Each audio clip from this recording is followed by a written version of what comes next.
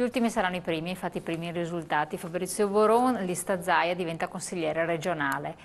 Raccolte un po' le fila di tutti questi discorsi, quindi un risultato importante e cambiare politica o restate su quanto è stato fatto? E si parlava un po' fuori onda del famoso libretto verde, no? Io credo che la vittoria arrivi non solo dai 5 anni di governo precedente, ma da un messaggio chiaro che si dà. Per chi è ancora abituato a fare le campagne elettorali in mezzo alla gente, no? Nei mercati, a stringere le mani, andare ad ascoltare le persone, si capiva lontano, da molto lontano, che il risultato elettorale sarebbe stato questo. È la gente stessa che ti dice cosa vuole, qual è il suo programma, che ti dice chi ha ragione e chi ha torto, e non ci voleva certo addirittura sondaggi o passaggi di figure governative per rimontare una situazione che era... Anche voi siete rimasti sorpresi? No, guardi, no, ve la immaginavate? Magari ero più in apprensione magari per il mio risultato personale, però su quello che poteva fare Luca Zaia credo nessuno aveva i dubbi, no? Forse hanno tentato con qualche sondaggio negli ultimi periodi di cercare di far pensare che ci fosse una poca distanza, però quando... ripeto, fai la campagna elettorale in mezzo alla gente e ti trovi la partecipazione, vedi le persone che vengono incontro a te a chiederti cosa farai per la regione, cosa vuoi fare, che ti danno comunque coraggio. Noi oltretutto a Padova come amministrazione, insomma, era chiaro il messaggio che era arrivato anche un mese e mezzo fa, quando avevano detto che comunque il sindaco di Padova era il sindaco più amato del Veneto. Non è che si poteva pensare che vincesse la Moretti, per carità. Poi sai, da una che a pochi giorni dal voto dice che i pensionati per integrare la pensione si portino a casa i clandestini, cioè dopo voglio dire... tutto è possibile, ma di sicuro che non avrebbe ribaltato il contesto elettorale. È un risultato del Presidente, è un risultato anche della Lega, è un risultato comunque di una forza politica che è in crescita, in forte crescita, basta vedere i risultati anche nelle regioni insomma, cosiddette rosse, Liguria o la Toscana, le Marche, l'Umbria, risultati molto importanti dove c'è un malessere ormai fortissimo da parte di cittadini che non accettano più uno Stato che è gabelliere con chi tutti i giorni va a lavorare e cerca di tirare avanti e dall'altra parte è prontissimo a mettere a disposizione centinaia di milioni di euro per contribuire, dare subito e tutto a chi arriva il giorno stesso. Questo è quello che ti dicono le persone, basta andarci a parlare con quello che prende 600-700 euro al mese di pensione, quello che non ha il lavoro, che non arriva alla fine del mese, che non riesce a pagare il mutuo, non riesce a pagare l'affitto, l'imprenditore, l'artigiano che non sanno come sbarcare il lunario e magari avanzano soldi dallo Stato, e dall'altra parte ti arriva la persona che gli pagano l'affitto, gli danno la colazione, gli danno il pranzo, gli danno la cena, gli danno 2,5 euro al giorno di paghetta quando qualcuno non se li porta via, gli danno anche il pacchetto di sigarette e la scheda telefonica. Scusi, quale italiano non farebbe altrimenti? Darebbe indietro 35 euro al giorno di costo, che è il costo che costa lo Stato, calcolato in un mese più dello stipendio di un operaio. Solo che lo stipendio di un operaio, di un impiegato, poi alla fine si scontra con la tassa che gli arriva, la multa che gli mettono, cioè, è così, è una vita difficile che purtroppo questo governo, invece di dare un messaggio chiaro che aiuta i suoi cittadini, ha dato un messaggio opposto dove i cittadini vengono bastonati, l'IMU, le tasse, la Tasi, e dall'altra parte invece c'è chi è privilegiato e va in 4 stelle o va sul... Conosciamo questa situazione, quello che volevo chiedere, ma la posizione che ha assunto il governatore Zaia, come anche il governatore Maroni e dalla Liguria lo stesso, perché c'è stata questa presa di posizione netta, questa levata di scudi? Nonostante Renzi poi abbia ribadito determinati concetti, sta trattando in Europa, sta cercando di rispondere alla politica, alla filosofia generale assunta di tutela dei cittadini. Quando un paese si fa invadere senza muovere, senza battere ciglio, No, è chiaro il messaggio che sta dando. Oltretutto, in maniera secondo me erronea, non si fanno mai conti con i numeri. Quando si parla, ma 4 anni fa, 5 anni fa venivano le stesse cose.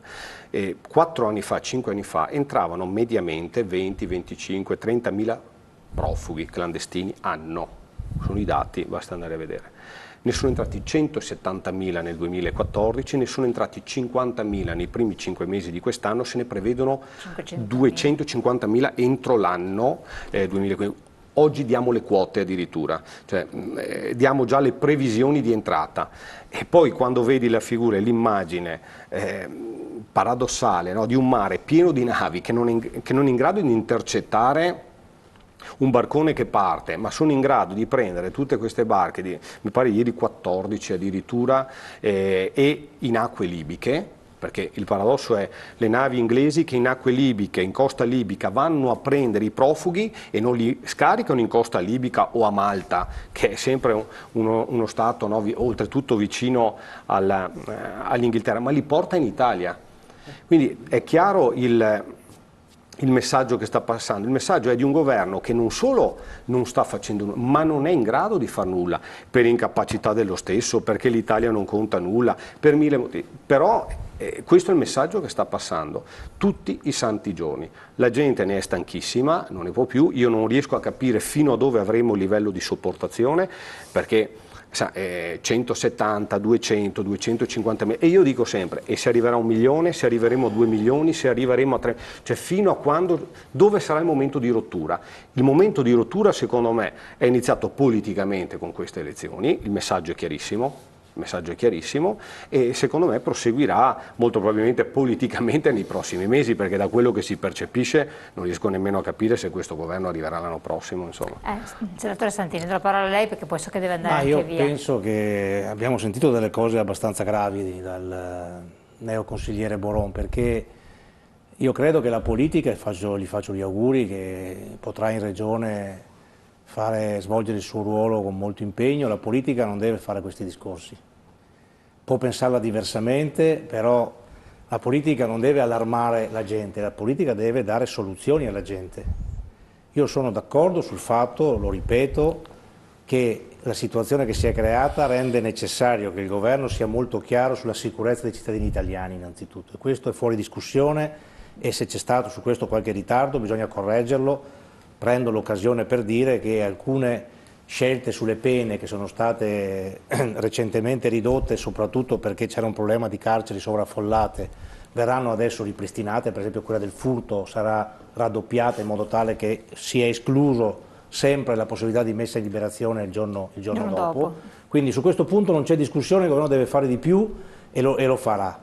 Però è altrettanto vero che sulla vicenda, come veniva dalle cifre, insomma, no? Se qualche anno fa parlavamo di qualche decina di migliaia e quella era immigrazione, diciamo, da povertà, adesso parliamo di cifre 3, 4, 5 volte superiori, vuol dire che ci sono dei fenomeni internazionali che non dipendono dal governo italiano, non dipendono da noi, che siamo purtroppo la frontiera sud dell'Europa, perché così è fatta l'Italia. Qui bisogna fare tutti un grande sforzo per fare tutte e due le azioni e per discutere anche con la gente che ci vuole un po' di tolleranza, l'azione di risolvere il problema nel tempo, nei modi che dicevamo prima, sia con la Libia, sia con gli altri paesi, sia per distribuire poi i profughi nell'Europa, ma nel contempo bisogna organizzare un'accoglienza, perché diversamente l'altra alternativa è, siccome i barconi partono, perché non è possibile materialmente ancora bloccarli sulla costa, anche perché lì sarebbe oltretutto, come sappiamo, una situazione altrettanto grave, bisogna fare in modo di trovare forme sopportabili, serie, ben divise, soprattutto con gli altri paesi europei, per fare questa soluzione. Questa è la soluzione. Certo che se noi portiamo davanti il fatto che arriverà 2 milioni di persone, 150.000 persone, eccetera, e l'Italia sarà passiva ad accettarlo, è chiaro che la paura aumenta, e questo non servirà neanche, lo dico con non servirà neanche a voi quando sarete la Regione del Veneto, perché come sapete meglio di me, e come sa perfettamente Maroni, e come sa perfettamente Luca Zaia, se non ci sono altre soluzioni, anche le realtà venete dove sarà possibile collocare queste persone verranno mobilitate, perché questa è una prerogativa dello Stato. Quindi da questo punto di vista, anche per quello che dovrete fare voi, perché poi chiederanno a voi il conto del caos che si creerà anche come amministratori. Quindi io davvero vi dico, troviamo il modo, le critiche sono tutte legittime, il PD si prende le sue critiche, le sue colpe, però non utilizziamo questa materia per alimentare paure e per sotto sotto magari fare anche un po', no, di tornaconto. Usiamo questa materia per creare soluzioni condivise, lavoriamo tutti per trovare le soluzioni, nel rispetto degli italiani innanzitutto, assolutamente, dei nostri cittadini, e nel rispetto anche di un problema che è più grande di noi, ma se ci mettiamo insieme lo possiamo risolvere. Questo ve lo dico davvero anche per quel po' di esperienza che si è potuta fare girando l'Italia, perché non è vero quello che si dice che non è sopportabile. Ripeto, va ridotto, va risolto il problema, ma è ancora sostenibile, soprattutto in alcune realtà, per le possibilità che ci sono e per il tempo che serve per far sì che il problema venga risolto con altri strumenti. Chiarissimo. Scusi, sì, no, vorrei rivedere in pochi perché, minuti perché devo farlo scappare. Allora, guarda, tre cose sono vere, che tornaconto in questa storia ce l'hanno solo qualche cooperativa, ok? Diciamola così, qualche cooperativa. Due, che nessuno agita le paure, ma le paure arrivano tutti i giorni perché fate invadere il paese tutti i giorni. Ma come facciamo invadere? Ma perché dobbiamo usare questo gergo? Ma scusate, siamo noi che alimentiamo l'invasione. Ma scusi un attimo. Cioè dov'era il suo partito quando stava dedicata alla Libia? Era il suo governo, signor Boron. Io capisco che lei è molto sensibile su questo tema. Allora lasci parlare gli altri come lei ha parlato.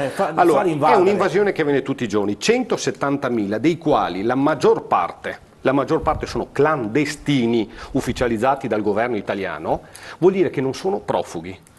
E quando sono clandestini devono essere espulsi. Bene, i profughi sono altra cosa, perché gli accordi che avete fatto della suddivisione degli immigrati a livello europeo parla di profughi. Vuol dire che se ne riconoscono 20.000, vengono divisi 20.000 profughi, mentre i clandestini rimangono qua. Lei, molto probabilmente, io mi chiedo scusa, ma bisognerebbe che provasse ad andare su qualche zona popolare di qualche città, no? A camminare fra le zone popolari dove ci sono i palazzi e qualche appartamento già dato in affitto, no? A profughi, a clandestini, e dove c'è la difficoltà sociale, dello scontro sociale, e fargli il ragionamento che fa lei.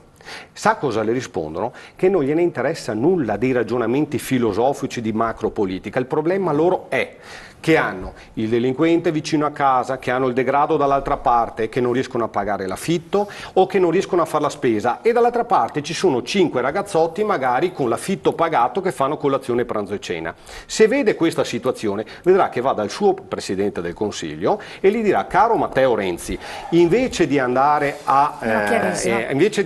in Baviera, no, a fare la comparsata, sarebbe il caso che metti giù in maniera molto dura a livello europeo il fatto che l'Italia i clandestini li prende, li salva, okay, gli dà da mangiare e li riporta da dove sono partiti. Perché siamo ancora o no una forza da settima potenza, una forza militare, abbiamo la marina, abbiamo l'aviazione? Devo sentire cosa ribadisce Santini, perché so che dopo va via, per cui non riesce a ribadire. Non è stato chiaro. Ribadisce 2 parole perché so che il tempo contato. No, ma è una discussione che può continuare. Io quello che sto dicendo, cercando di dire anche appunto al consigliere Boron, è che con discorsi, come dire, un po' forzati, mettiamola così quantomeno, no? Perché nei quartieri giro anch'io e parlo con la gente, vengo da un quartiere tra l'altro... E tutti le dicono che sono contenti? No, vengo da un quartiere dove tra l'altro... No, pensavo che le dicesse tutti che sono contenti, perché... che è qui nei pressi, dove tra l'altro il problema purtroppo è... Vengo a vivere dove vive lei, se sono tutti contenti. Vengo da un quartiere che sta qui di fronte, dove questo problema l'ho vissuto ben prima e in modo diverso, l'ho affrontato decine di volte con i cittadini nelle forme. È possibile affrontarlo anche in modo diverso. Certo, è normalissimo che una persona che ha situazioni di degrado a fianco ragioni come dice lei, è normalissimo, anch'io ragionerei così probabilmente, ma il compito di chi ha una rappresentanza politica è diverso da quello di fare da amplificatore di queste paure, è di ascoltarli di dire che non c'è problema, che stiano tranquilli. Di trovare le soluzioni. Ma le soluzioni quali sono? Di trovare le soluzioni. Ma lei mi dica, allora, noi abbiamo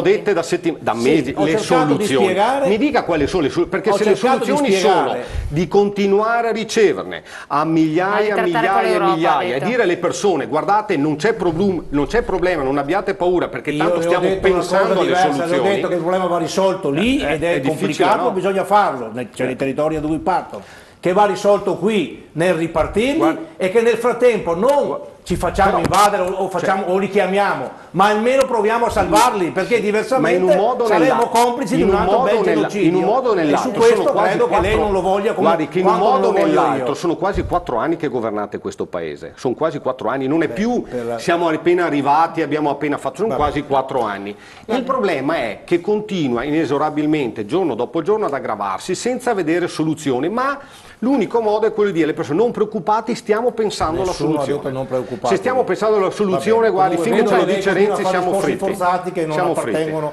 a una sua torniamo su questo discorso che mi auguro abbia.